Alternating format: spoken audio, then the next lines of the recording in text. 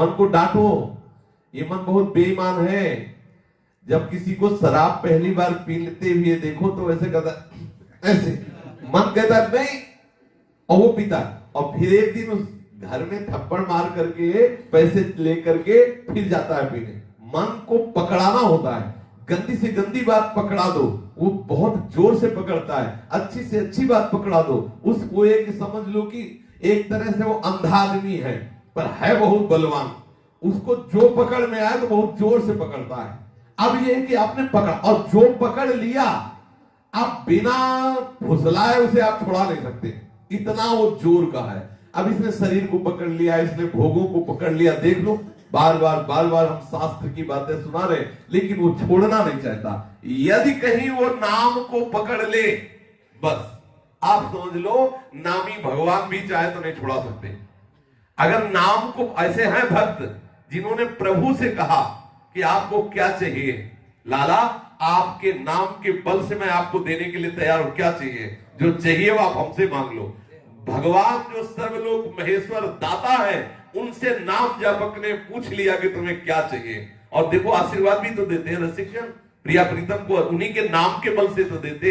एक बार केवल नाम पकड़ ले मन, फिर नामी भी चाहे तो छुड़वा नहीं सकता। ऐसी इसकी पकड़ है, जैसे इसने विषय को पकड़ लिया, लाख बार शास्त्र और गुरु समझा रहे फिर भी नहीं छोड़ रहा। अगर फुसलाए पा जाओ इसको और इसे नाम पकड़ा दो, दुलार से हठ से जैसे भी, एक बार ये पकड़ ले, जैसे थोड़ी देर में आपने पकड़वा दिया मन को।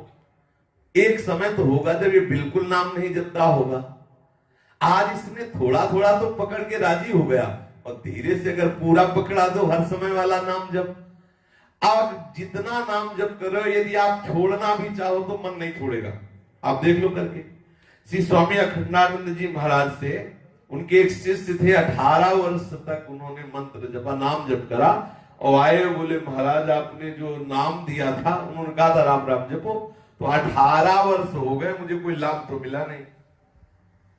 कोई दूसरा हो तो आप दीजिए, 18 वर्ष में मुझे कोई लाभ नहीं हुआ। स्वामी श्री अखंडानंद जी प्रकांड विद्वान और भगवत बोध महापुरुष थे। तो उन्होंने कहा कि अच्छा भैया एक बात करो, जो 18 वर्ष से नाम ने तुम्हें कोई लाभ नहीं दिया, 24 घंटे तुम्हें हमारी कसम है, तुम मुझे गुरु मानते हो, ऐसे नाम की याद भी ना आने पावे, 24 घंटे बाद तुम्हें दूसरा नाम दे देंगे। वो प्रणाम, जो ही प्रणाम किया तो अभ्यास 18 वर्ष का। अब और एकाग्रता बनी कि लेना नहीं है, अब तो बाहर निकला, गुरु की कसम। अब वो तो नाम मशीन की तरह शुरू, वो गेट के बाहर नहीं निकले, रो के लौट गया, बोले महाराज सब कुछ हो सकता है लेकिन अब नाम नहीं छूट सकता। बोले ये मिला 18 साल में। अब जिसकी जिह्वा विवश होके गुरु की कसम खवाने पर भी नाम नहीं छोड़ रही, उसको भगवत प्राप्ति में क्या दुर्लभता रह गई। तू धैर्य पूर्वक रहे, तेरे प्रारब्ध का, कर्म संस्कारों का नाश हो रहा है, निश्चित तुझे भगवत प्राप्ति हो जाएगी। तो हम नाम को पकड़ा दे तो देखो इतना वो ईमानदार है कि जितना पकड़, सच्ची मानिए, जितना आपने पकड़ा दिया उतने पे आप भी छोड़ना चाहे तो आपको जलाना शुरू कर देगा।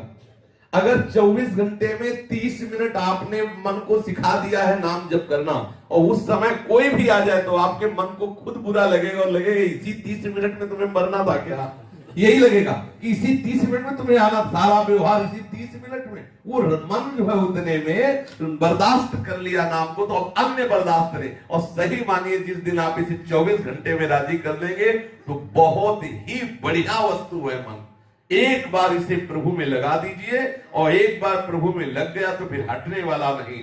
जागृत स्वप्न सुसुप्ति स्फुरत में राधा पदार्थ छटा, ऐसी दिव्य, ये मन बहुत बड़ा सहायक है और मन बहुत बड़ा दुश्मन है।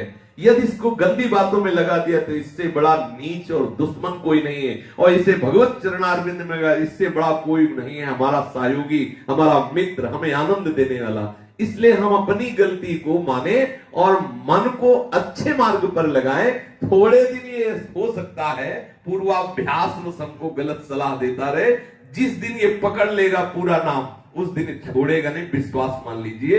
अपने लोग इसी मार्ग से आए हैं। एक बार इसे ठीक से समझ में आ जाए कि जीवन ही नाम है, नाम ही जीवन है, फिर आप इसका चमत्कार देख लीजिए। भरी सभा में बात करते हुए बड़ी चतुराई से नाम जप लेगा। ये बहुत कलाकार है, बहुत चतुर है, बहुत समर्थ है। पूर्व में जब प्रारंभ में नामाभ्यास प्रारंभ हुआ तो अब जैसे तुमसे बात कर रहे हैं तो बीच बीच में बोल दिए पूरा आपकी तरफ एकाग्र, तो सामने वाले को लगता है कि हमें देख के बात कर रहे हैं, लेकिन उसके मुंह में नाम लिखते हैं और वो समझता है कि हमें देख के बात कर रहे हैं, कि मतलब बहुत एकाग्रता से ऐसे देख रहे हैं और बीच बीच में वो हाँ जी ऐसा और बार बार नाम लिख रहे हैं। तो ये क्या मन ही तो है, लग गया नाम में, उसने फंसा दिया। अब सामने वाला नहीं समझ पा रहा कि क्या चल रहा है और बीच बीच में बात भी हो रही, उसको देख भी रहे और नाम चल रहा है।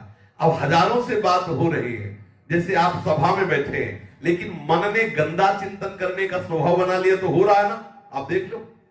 ऐसे ही यदि भगवत चिंतन करने का स्वभाव बना लिया तो वैश्यालय में बैठ जाओ तो भी वो वही करेगा, क्योंकि उसका स्वभाव बन गया भजन करने का। और अगर गंदा स्वभाव बन गया है तो आप चाहे जहां बैठ जाओ, वो अपने ही ताना बाना बुनेगा। देख लीजिए ठाकुर के सामने, बिहारी जी राधा वल्लभ जी के सामने खड़े होकर के भी ये वही ताना बाना बुनता। बहुत चतुर है, बहुत चतुर है।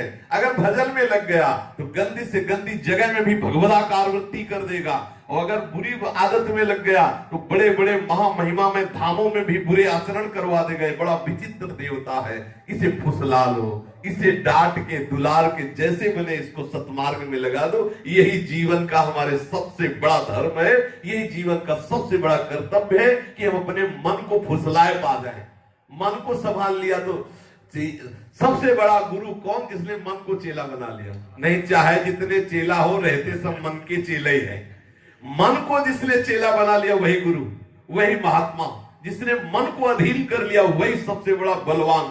नहीं तो सब बलवानों को धूल दूषित कर देने वाला ये मन है, एक मिनट में न जाने कहां से कहां खड़ा कर देता है। इसलिए हट करके और दुलार करके दोनों भावों से मन को नाम में लगाइए। एक बार ये पकड़ लेगा तो कभी नहीं छोड़ेगा, इसका स्वभाव ऐसा है।